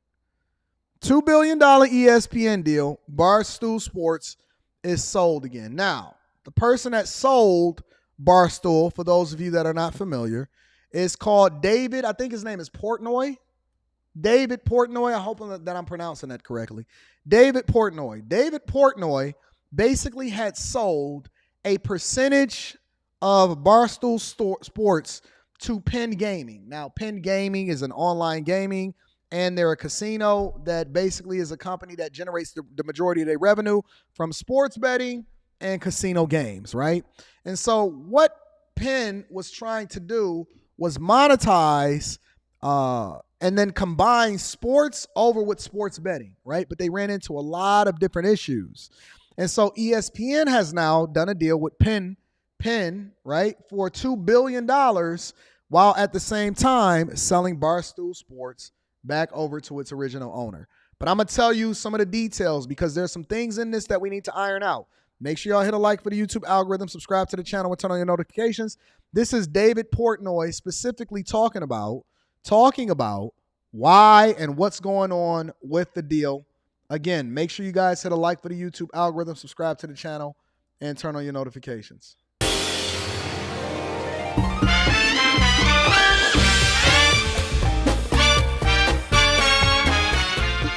Okay, emergency press conference time. Maybe the biggest emergency press conference that we have ever had here at Barstool Sports. Where to start? Penn Entertainment and Barstool Sports have gone our separate ways. As of this moment, while you were watching this video, I have purchased back Barstool Sports from Penn. So that is right. For the first time in a decade, I own 100% of Barstool Sports. Not since the Chernin deal have I been in total control of everything. Why did it happen? How did it happen? Well, I think Penn, who I have nothing but great things to say. I've said that all the way along with the Penn relationship. I have nothing but the most respect from Jay, his whole team, everything. We did this deal about 3 years ago, and I think both parties are like, we're going to take this thing to the moon. And we underestimated just how tough it is for myself and Barstool to operate in a regulated world where gambling regulators, the New York Times, Business Insider, hit pieces, fucking with the stock price. Every time we did something, it was one step forward, 2 steps back. We got denied licenses because of me, you name it. So the regulated industry, probably not the best place for Barstool Sports. So they did the deal. Now let me break this down, and I'm going to tie it back over to ESPN's $2 billion deal, okay? So they did the deal, and I'm going to go into the details. As a matter of fact, let me just finish letting him play this, and then I'm going to go into the deal specifically, all right? And the type of content we make. Penn was able to broker an unbelievable deal with ESPN. We wish them nothing but the best in their endeavors. It's truly a win-win. I still own a ton of Penn stock. I'll probably hold it because I think it's... So he still owns Penn stock, which means that he got equity in the company when he sold Barstool Sports. First as a portion, I think it was like 36%, and then he sold the rest over to Barstool Sports. And I'm gonna go over to the details of that deal shortly. But he still owns a ton of Penn's stock, who originally bought Barstool Sports, okay? But Barstool Sports sold it back to him for pennies on the dollar, allegedly. Going to go up. But more importantly, for us, for Barstool, for the first time in forever, we don't have to watch what we say, how we talk, what we do. It's back to the pirate ship. And by the way, I am never going to sell Barstool Sports, ever. I'll hold. Now, he's saying that, look, we had to basically censor ourselves because we became owned by a larger company, right? We became owned by a larger company. We had to censor ourselves, but now we're going to really be able to turn it up. We can say what it is that we want to say. We can do what we want to do, and I'm never going to sell it back, or I'm never going to sell the company ever again. I'm going to keep it forever. Now, a lot of people on the surface will say, oh man, that is awesome, right? He bought the company back. It's back in the hands of the people. No, this was a finesse, and there's details of the deal that you guys are not familiar with, which is one of the reasons why we're here on the Millionaire Morning Show to break down how this is going to affect both Disney, which is the owner of ESPN, and also why he's saying that he will never, ever sell the company again. It's not, in my opinion, because he's just a person that is an advocate for sports and being able to say what you want to say and all that other type of stuff. No. I do not believe it whatsoever. At all. I'll break that down, but let me finish letting him tell you what it is. Hold it till I die, and when I die, I'll give it to Dan or Kevin, who's ever left standing. If their kids are still alive, they'll get whatever. We will pass it down. This is now going to be a place for content. Nope, not main toe. It's not till a bigger bag come. I'll detail it. Watch this. Content. Every time I think I'm out, they pull me back in. That's right. I'm not going anywhere. Barstool Sports, the pirate ship, the cannons, they will plunder from now for the next 100 years. So now, on the face of this thing, you could say, well, that's awesome. It's back in the hands of the people. You do what you want to do. You bought it back. You made a lot of money. You still own stock and Penn and all of this other type of stuff. And now you're saying you're going to give it to your kids, ownership. I know that this will largely be a thing about generational wealth, passing it down to your kids, all of that other type of stuff, right? Nope, that's not what it is. Not what it is, even a little bit on the surface of this deal. Let me break it down to you, and then I'm going to break it down from the ESPN perspective because a lot of people are missing this. They're not looking at the deal for exactly what it is. Let's break it down. This is according to several sources, but I found the best way or the best summary for it with Yahoo Sports. ESPN and Penn Entertainment, which is the company that originally bought Barstool, announced a blockbuster deal on Tuesday that will see ESPN operate branded sports books as the so-called worldwide leader of sports, making it its biggest push yet in the sports gambling market. Now, the sports gambling market, and one of the reasons why Barstool stuttered and suffered was because they had a bad or a very difficult time monetizing in all of the different states that you would have to get a license in order to do sports gambling, right? So, for example, over here in Detroit, there's largely a monopoly. You have to tie yourself in either with one of the Indian casinos that is approved or one of the Detroit casinos in order to be able to administer online gaming or sports gaming, right? So, Motor City Casino partnered with FanDuel. MGM created their own sports book. We have another one that is an Indian casino that wanted to go into it. You can also do poker and all of that stuff on there, but you have to be within the city limits or you have to be within Michigan limits in order to be able to gamble effectively. Well, Penn had a very difficult time getting approved and then being able to jump over all the regulations that was tied to sports gambling. All right? So let's continue. As a part of the deal, the companies will launch a branded sports book, ESPN Bet. This falls in line with 16 states. 16 states. They got approved to be in the 16 states, all right? Where Penn currently operates mobile sports books. Penn will pay ESPN $1.5 billion over the next 10 years, while granting ESPN warrants to purchase 31.8 million shares of Penn worth $500 million, which will vest over the same period. Now, how does that make sense, right? Because you can say, well, $1.5 billion over the next 10 years is not really a lot of money. You're talking about $150 million in order to tie themselves with ESPN, which is the leader based off of the numbers of visibility. And then they also have that Disney powerhouse behind them, right? But $150 million a year is not a whole lot of money, but it is a lot of money in the bucket when you take into consideration that Disney is really trying to figure out how they can generate more revenue while at the same time cutting costs because they have a lot of debt. They're trying to build up their business back again with ESPN. They're hiring new people. They just gave Pat McAfee the bag. They're allegedly negotiating and possibly even having conversations with Shannon Sharp, right? You got Stephen A. Smith's contract. It's a lot of things that's going on. They just hired Doc Rivers in order to replace Mark Jackson. And so ESPN basically did a deal with Penn Entertainment in order for them to be able to have sports betting, and they're hoping to use the ESPN name in order to generate revenue with sports betting, especially since they have licenses to, broadcast NBA games and all of that other type of stuff, and they're hoping that this is a good partnership. ESPN also, on the back end, gets to purchase the stock of Penn, so many shares, which could go up or down depending on what the valuation is, and that's why they have the option. Here's the key. All right, let's break it down.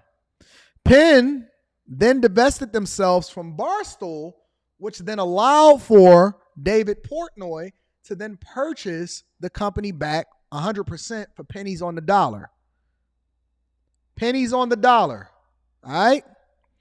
As a part of the deal, the companies will launch sports brand ESPN Bet, $500 million over the same period. Penn Entertainment stock rose as much as 18% in pre-market trading Wednesday, morning, following news of the company's second quarter earnings release, Penn reported second quarter revenue of $1.67 billion. Revenue has nothing to do with earnings. Revenue is the amount of money that you generate that has nothing to do with what it is that you take out from costs. So revenue and then earnings, this is what I want y'all to understand. That means that's how much money was generated. That's not necessarily how much money was earned, okay? In line with Wall Street's expectations. All right, Disney is scheduled to report earnings today. Let's continue. As a part of the announcement, Penn also announced that it sold Barstool Sports back to the founder, David Portnoy. Penn initially purchased a 36% stake in Barstool for $163 million back in 2019. So a 36% stake was $163 million in 2019, right? That's how much Barstool was sold for as a 36% stake, almost 1/3 of the company.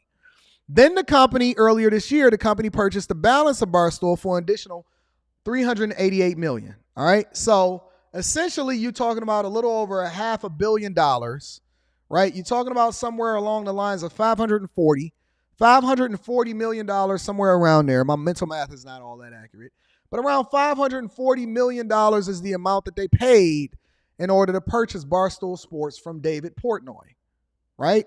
Over $500 million. Here's the key. When he says, hey, listen, I'm never selling it. Again, I'm going to own it for the rest of the game. I'm always going to pass it down to my kids. It's because that there's stipulations inside of that contract that prevent him from being able to sell it without giving a portion of the profits over to Penn Entertainment. Penn said in a press release after he posted that, it also has the right to receive. Let me highlight this for you guys. 50% of the gross proceeds received by David Portnoy in any subsequent sale or other monetization event of Barstool. So if he sells the company, one of the reasons why he was able to get it for pennies on the dollar for what it is that they bought it for initially, now that they're partnering with ESPN in a practically $2 billion deal, is because one of the stipulations is if he ever sells the company, then they can receive up to 50% of the proceeds of the company if he ever sells it and then makes money off of it again. So they said that, listen, either you're going to own it forever or we're going to get a percentage of what it is that you make since we sold it back to you for pennies on the dollar. And so this is the reason why you guys need to understand why these people come online and they say this stuff. It's not because that they're just trying to keep generational wealth or they're any smarter than you. It's fine details within the contract that says either you're going to have to own it forever or we're going to take a percentage of the profit when you decide and if you decide to be able to sell the company. And this is the thing that they're not going to break down. This is why we are the Millionaire Morning Show, and we look at things differently than everybody else because we go and we search for the details. We don't lean into what it is that we think we know in order to make an informed decision, which is why I tell you guys inside of the Patreon, do not invest in something just based off of whether it pops or timing or any of this other type of stuff. Make sure that you become intricately informed about what it is that's going on with these different companies before you decide to invest, because you need to understand the leadership, you need to understand the play, you need to understand how they're all connected and how they're tied in. Then you can make a more informed decision as to whether or not this is a good deal or not. Now you get it. Now you know why we do the research. Now you know why we take our time and we don't rush to judgment. Now you know why we don't do the same thing that everybody was doing when they was looking at GameStop stock. Why Michael Jordan allegedly had to sell his team, because you have to surround yourself with the information in order to make a more informed decision. He has a leash on him based off of what Penn said in their release yesterday. If you are going to make money from any subsequent sale, then we have the right to receive 50% of the gross proceeds. All right. FanDuel, DraftKings as market leaders as previously advertised with ESPN to get their odds. and products in front of sports fans. DraftKings shares fell 10% after hours trading. Press release, ESPN said that ESPN Bet will become the network's exclusive sports book, and Penn Entertainment will receive odds distribution, promotional services inclusive of digital product integrations, basically advertising, traditional media and content integrations, and ESPN talent access across among other services that collectively generate maximum fan awareness. So basically they're saying you can leverage our ability to be able to get in front of the fans in order to build up your sports book, and then we're going to tie it and market it more effectively, and then you can pay us $150 million a year over the next 10 years in order to do so. And in order to do so, they also had to divest themselves from Barstool Sports. David Portnoy spent it like, oh man, and I mean, he probably did a good deal. If you can buy it back significantly from what it is that you made and what they gave you, that's a phenomenal deal. But then they put the little leash on them and said, but you're not going to be able to sell it without us getting 50% of the proceeds going forward. All right. And then they, ESPN chairman said this is give fans what they've been requesting, expecting from ESPN, blah, blah, blah, blah, blah, so on and so forth. Deal also brings to an end Penn's tumultuous venture with Barstool Sports. Casino operator initially took a stake in a sports media company with the thought Barstools would provide content and house promotion for its online sports book. Basically, they didn't meet the expectations, which is one of the reasons why they wanted to divest themselves from it. So on and so forth. All right, so everybody is getting money. Everybody is getting finessed at the same time. Some people got a leash on them.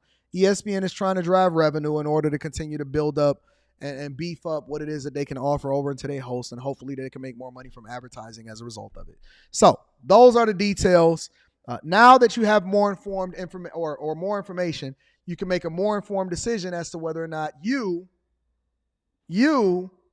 should invest in any of these companies, including Disney or Penn Gaming or Penn Entertainment. All right. Let's move over because I got one more thing that I want to discuss with you guys before we get up out of here. Because we like to get to the money. Repos are up, and the auto loan crisis is getting worse. Repos are up, and the auto loan crisis is getting worse. Now, how does this affect you? Well, not only does it affect you personally because we want you to make more informed decisions. We know that rates are up and the interest rates that they charge on people that finance their cars. The financing deals, how long they are much longer. More importantly, the ability for manufacturers to be able to sell you a car, and whether or not they have their own financing arm will affect their earnings. And there's a lot that goes into it. And often at times we're able to see and judge the health of an economy by whether or not there's a large amount of repossessions that's going on. Make sure you hit a like for the YouTube algorithm, subscribe to the channel, and turn on your notifications. Let's get into it, ladies and gentlemen. Auto loan crisis. Whether it's a sports car you're excited to rev up for a nice weekend drive, or a safe minivan filled with entertainment features for your children, cars are everywhere. There are more than 275 million vehicles on the road in the United States. People, they equate cars with freedom. There is this way in which it gives us an ability to explore and see and expand our lives. But in recent years, owning a car has gotten expensive. Really expensive. More than 100 million Americans have an auto loan, and auto loan debt in the U.S. is currently at $1.5 trillion. Auto loan debt is currently at $1.5 trillion. If you just had to do the math on that, let's just say, what is the average interest rate on these things, right? Because when you finance a car, and a lot of you guys don't look at your statement, you just basically make sure that you buy the car based off of what you think the payment is, and you don't buy the car based off of what you think or how much it's truly going to cost you. When you finance a car, especially in the beginning of that 60, 72 month, 84 month, 96 month, yeah, it's auto loans that's going that far now. When you finance a car, and let's say you start to first pay for it the same way that you first start to pay for your mortgage, if you look at the statement, the overwhelming majority of the money that you're paying, especially on the front end, is going towards the banks, whoever it is that financed that car. So when they give you that financing rate, all of the money, the interest payment, is money that's in their pocket. It 100% goes into their pockets. When you finance a car, a home, paying credit card debt, and you look at that interest versus the principal, All of the interest is literally money in the bank's pocket. And there is $1.5 trillion, over 100 million people have been effectively marketed to as far as financing a car. And they've marketed it to you in so many different ways. Hey, how are you going to get to work if you don't have a reliable vehicle in order to get you there? You should live out further instead of moving into a city where you can advocate for public transportation to save you a significant amount of money that is also going to cost you not only on financing a car, but also when it comes to the insurance industry. They eating off of you. The state, when it comes to renewing your tags, they eating off of you. The maintenance and all of these different people that are dependent on you in order to keep their businesses thriving. The tire shop, the battery companies, the industry, the auto manufacturers, the suppliers. There is a huge incentive to keep you financing cars and to keep you buying vehicles, even to the point to where if you walk into a dealership today and you say that, hey, I don't want to finance, I'm paying cash, you're actually looked at worse than the person that's walking in there in order to continue to finance the car. Because the finance companies incentivize the dealerships in order to get you to finance with them, especially if you have great credit. Let me say that again. If you walk into a car dealership, ask any dealership, ask any salesperson, and you say I'm paying cash, they'll sell it to you, but they also don't really want to deal with you over the person that's willing to finance because they get extra incentives and bonuses and money that comes along with financing it because that's where the dealership make the majority of their money. And so there's all of these different industries that's depending on you guys to market to yourselves effectively. When you pull up and you got that Charger, Hellcat, Dodge, whatever, blah, blah, blah, blah, blah, whatever, you're basically doing their job for them and you're marketing that vehicle that you're then going to pay an egregious amount in interest and financing it in order to try to make sure that you stay fresh for people that don't give a fuck about you. Let's continue. A record high. Outside of purchasing your first home, a new car or an auto is the second largest purchase for most people. Nope. It's the third largest purchase. It's the third largest purchase. The third largest purchases that you're going to make in your lifetime is going to be the vehicle that you finance. The second largest purchase that you'll probably make in your lifetime is the place that you stay. The first largest purchase that you're ever going to make in your entire life is the person that you lay next to. That's a fact. Hear me out. The biggest financial decision that you're ever going to make in your life is the person that lays next to you. Given the transaction prices and vehicle prices today, financing is required to buy these vehicles. In 2023, the average monthly auto loan payment for a new vehicle is $725, up from $650. In 2023, the average monthly payment, we're not talking about the interest, we're not talking about the length of the auto loan, we're not talking about none of that. The average, now, think about this. A lot of y'all say that the average person makes somewhere between $40,000 and $55,000 a year, right? 40,000 and 50, 100 million people got car notes in this bitch. 100 million, $1.5 trillion in debt. Paying $725 a month. That means there's some people on the spectrum that's paying $500 a month. There's some people on the spectrum paying $1,000 a month for a fucking car to get you to and from where you gotta go every month. And don't fucking miss, because they're gonna throw fees on there. They're gonna ding your credit. Don't get 30 days behind because they're gonna fuck you over. Don't miss. And if you get 3 months behind, 90 days, they coming to get your shit. $725.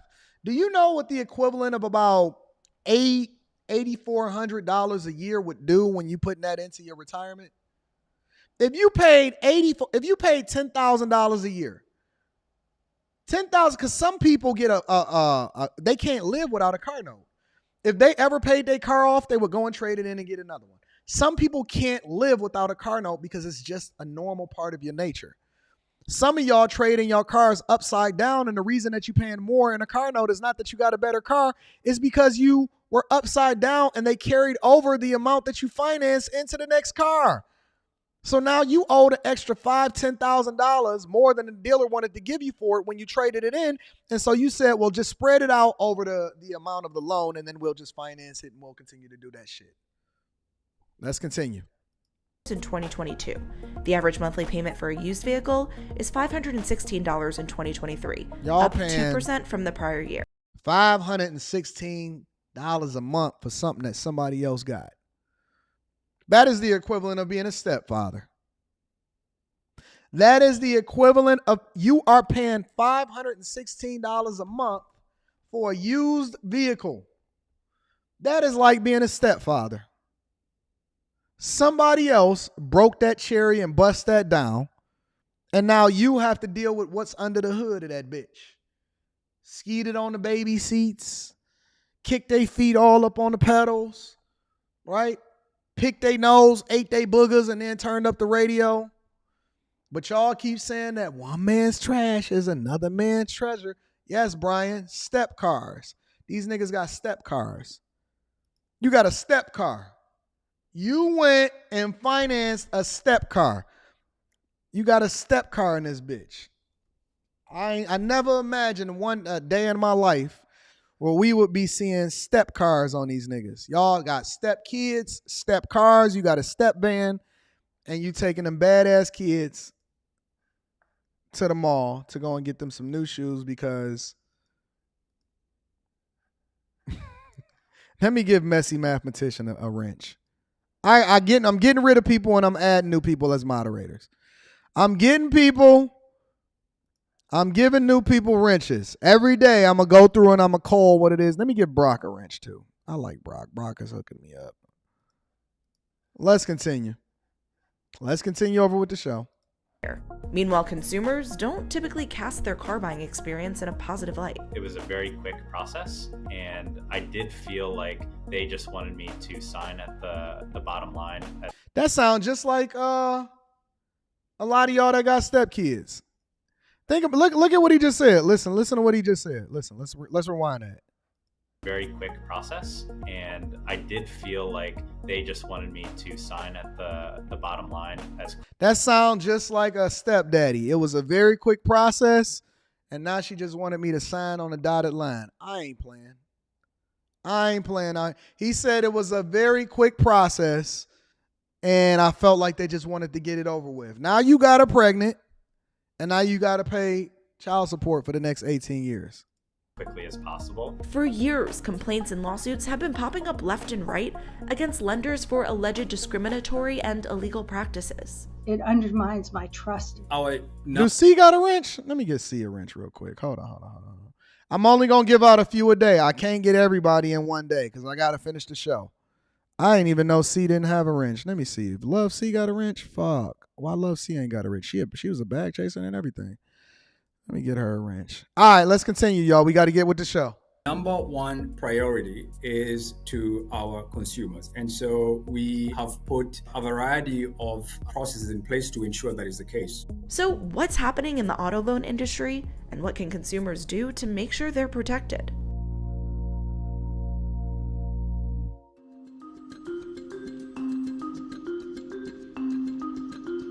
Just like any other loan, an auto loan is a lump sum of money you're given to purchase a car.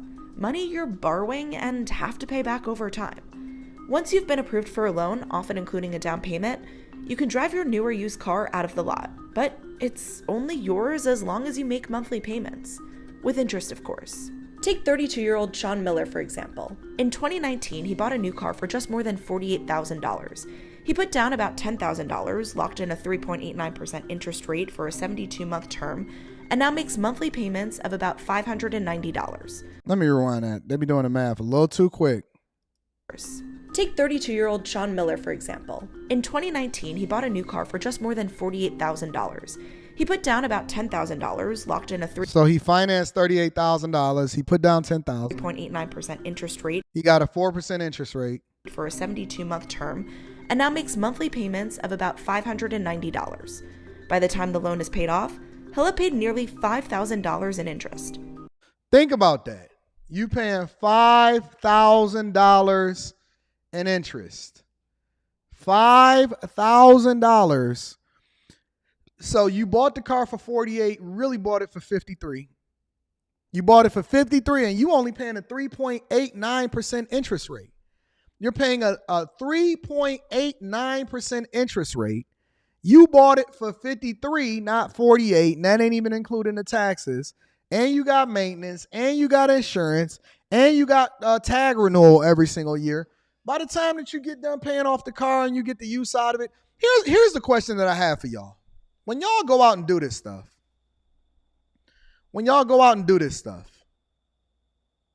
here's my question.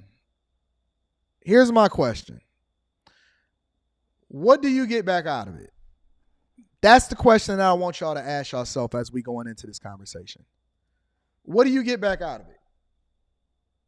As you're getting your car repossessed or whatever, is the investment worth the amount that you paid for it? Every single time that you go out and you do something, and this is why I say y'all all got to look at it from a business perspective. Every single time you go out and you do something, are you asking yourself, is the investment worth it? I know that y'all want to get in these relationships. Damn, I need to save this because I'm going in. Let me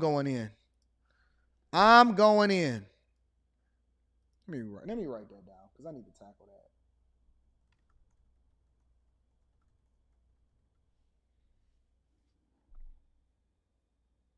Did you do the math? Is the math mathing? I look at it like this. The car is going to cost me X amount of dollars, right? And I look at homes the same way, and more importantly, I look at women the same way. The car is going to cost me X amount of dollars. What is going to be the return on my investment? Let's say the car over the lifetime of the car cost me $75,000. I paid for it, the interest on it, the insurance, the maintenance, the gas, the tags, all of this stuff. Let's say I pay a total of $75,000 over the lifetime of me owning that car. Did that car make me enough money? Did that car make me enough money back to where I can justify purchasing that vehicle? Same way with a house. A lot of people only look at the house. See, you look at leasing a car in the same way that you look at leasing a car versus buying a car. You look at it the same way as you look at renting a home versus buying a home. Because some people say, well, after I buy the home, I own it forever, or it appreciates over time, or I could sell it, right? In a similar way, not exactly the same, but we know that cars depreciate, homes tend to appreciate. But what is the true cost of home ownership? When I have conversations with people and I give the true cost of home ownership, they say, man, if I had a bunch of money, I would buy a $2 million house. If I hit this or whatever, are you willing to pay $90,000 a year in property taxes? What about the maintenance? What about when you have to replace the central air on both sides of the house? What about when you have to do the roof replacement and it costs you $40,000? That don't count? None of that count. The true cost of home ownership is not being properly calculated because the only thing that you look at is the mortgage. You don't look at the insurance. You don't look at the property taxes. You don't look at the utility bills. You don't look at the maintenance. You don't look at any of this stuff. You don't look at it. And so when you're looking at the affordability, and I'm not telling you not to buy a home, but I'm telling you what is the investment from it, and then how do you extract the most for your money? Same thing when it comes to relationships. And I'm not just talking a relationship that you're sitting in with your friend. I'm talking about the relationship that you have with everybody that is playing a role in your life. Is the person that you're pouring into, because I have a specific calculation by which I know what the value of my time is. A lot of my bag chasers are familiar with this. If you're not a part of the Patreon, a link is in the description as well as pinned to the top of the chat. The value of my time is how much money I make per year divided by 8,760. And so let's say that the value of my time is worth $150 an hour, whether I'm sleeping, whether I'm woke, whether I'm having sex, no matter what it is that I'm doing, the value of my time is X. Let's say it's $150 an hour. If you make $100,000 a year, the value of your time is worth about $11.60 an hour, I believe. I might be off. If you make $100,000 a year, the value of your time is about $11, somewhere between $11 and $12 an hour. So either you can spend your time increasing the value of your time, or you can spend it investing in people that don't give a fuck about you and does not add no value into your life. Which is one of the reasons why I say that the biggest investment that you have is the person that you lay next to every day. Are they draining you, or are they adding additional value into your life, and then vice versa? Are they taking away from you, or are they adding additional value into your life, vice versa? Is it worth it more for you to be with them, or were they just a quick nut that you can get yourself out of? Here's the other part of it. Did you get a quick nut and then you get her pregnant? Did you get a quick nut and now you can't get rid of her? Did you get a quick nut and then she accused you of something that you never actually did? Right? Did you just get swayed by what she looked like and wasn't really able to extract any value that she had because you overlooked all of the red flags just because you wanted to get some box? Right? It's the same thing when it fucking comes to these cars and these homes. Did you fucking buy a lemon? Is your girl or your homies or your mother or your parents or the people that you surround yourself with a lemon? Are they a continuous hassle and issue, or are they people that ultimately add value into your life and you enjoy them, and then vice versa, you can't wait to be able to enjoy them and add value into their life also? I largely look at myself as an asset. I am an appreciating asset, meaning that the value of who I am is continuing to go up every single day. So the people that then align with me are benefiting from my greatness. And so it's worth the investment to be my friend, to be my lover, to be the person that loves on me every single day, because you then get much more in return. On the flip side, you have to ask yourself, and I don't care if you are a man or a woman, is the person that you're laying next to, okay, Faith, I like that. You said, Faith7765 said, my husband is my most valuable asset, no doubt. Okay, I'm with you. Here's the question that I have for you, Faith, and this is a realistic question. Are you an asset to him also? And this is a question that we need to ask ourselves, because it's not just the people that you surround yourself with, it's who you are. Sometimes you are the toxic friend. Sometimes you are the negative Nancy. Sometimes you are the person that the other person needs to divest themselves away from, and you thought that you was the toxic person because they kept saying toxic masculinity, when in reality you were the asset. We don't just need to look at the people that surround us and say, are they an asset to us? We also need to look in the mirror and figure out whether or not we're adding value into other people's lives. Let's continue. I'm going to play a little bit more of this. And then there's a caveat. Until you fully pay back the loan, the lender holds the title and can repossess the car at any time if you fall behind on your payments. Noelle Saldana was at work when her husband called to say their 2011 Acura had been stolen right in front of their East Orange apartment building with their 1-year-old daughter Hannah in the back seat. Just got back to working. Got a little behind on my payments. Repo guys going into your driveway in the middle of the night and taking your car. That's one way. They have these switches that can turn the cars off. There are direct and indirect lenders. A direct lender would be your local bank, credit union, or an online lender. Once you're approved for a loan through a direct lender, you can then head to the dealership and shop around for your car just like a cash buyer would. Now, let me guess. The indirect lender is you went into the dealership. Well, let me let them go ahead and cook. As for indirect, that's when you go to a dealer and they provide you with financing options as you're buying a car. For example, you might be at a Subaru dealer and you just picked out the perfect car for your family. The dealer sends your financial information to Chase. Chase checks your credit and other financial factors and provides the dealer with an interest rate and they absolutely hate when you come in with your own financing. They hate when you come in with your own financing because they already have relationships established with other financing entities that allow them to be incentivized and make more money as a result of it. Y'all need to understand the stuff that y'all doing. Don't just walk into the dealership and buy the car. Don't just walk over to the woman and fuck her and skeet in her. Don't just marry her.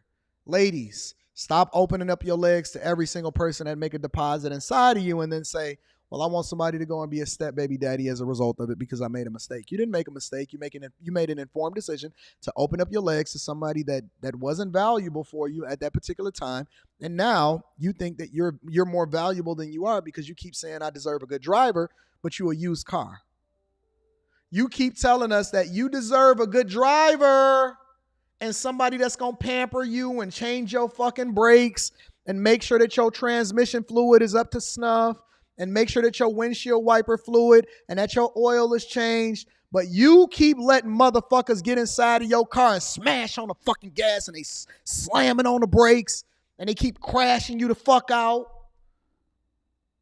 Every single time you let somebody get into your new car and drive you fucking insane. They went in there, they fucked on the back seats.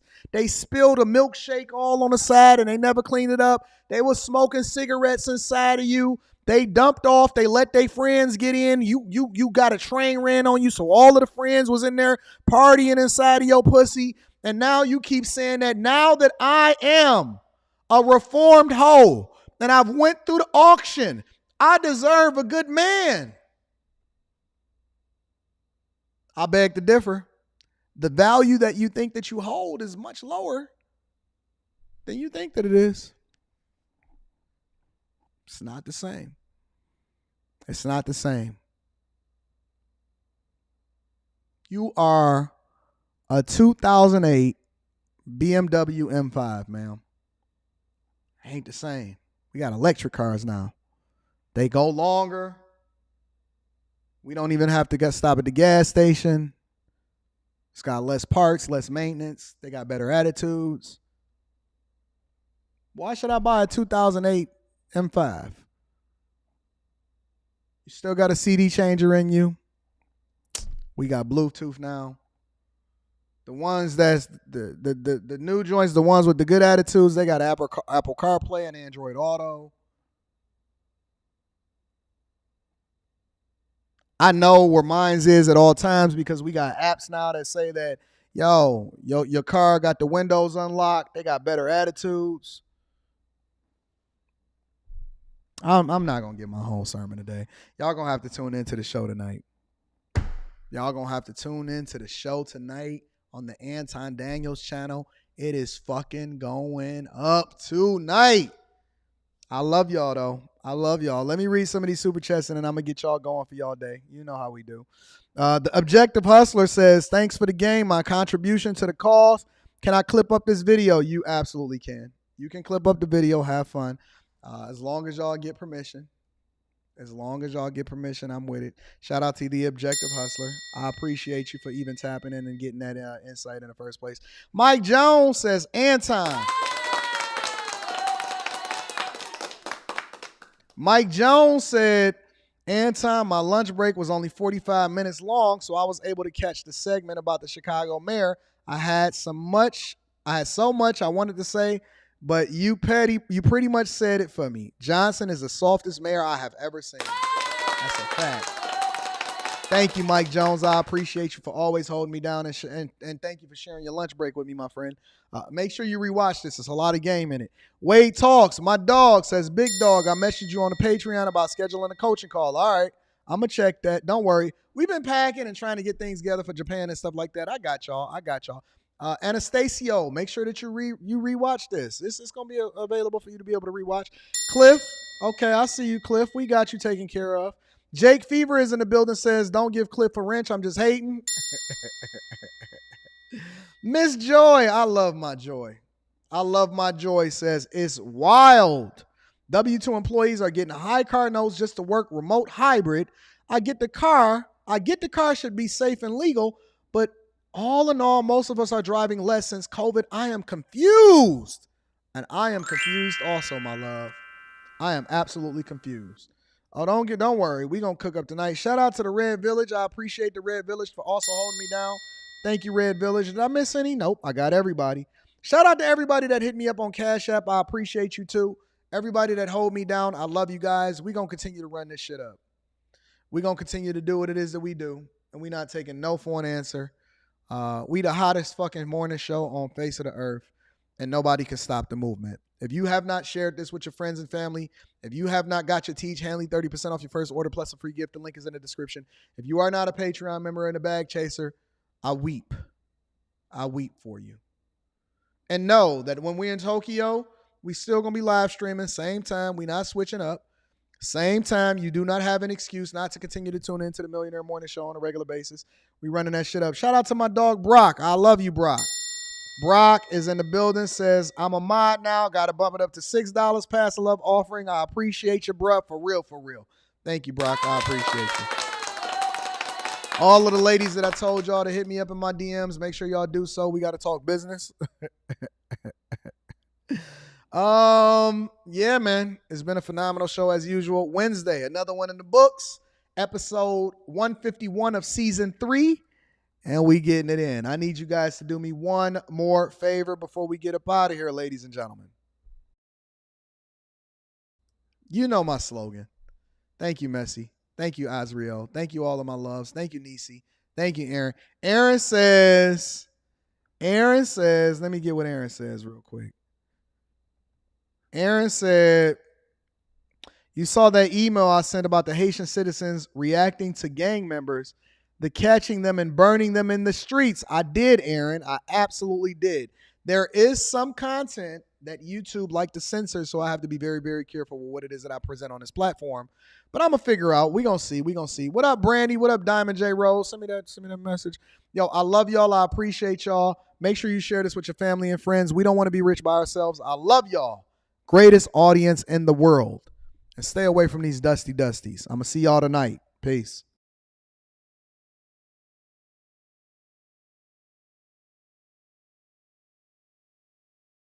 Let me answer this last super chat really quickly. Red Village says, 28 married with an 8-year-old thinking about joining the military to get into cybersecurity. I'm a plumber. Is that a good move? I need more context. Send me a message inside of the Patreon. I will answer you specifically. I need more context before I can answer that and just tell you to leave your family and join the military, my friend. Send me a message inside of the Patreon. I appreciate you. Thank you, my friend. I'm out.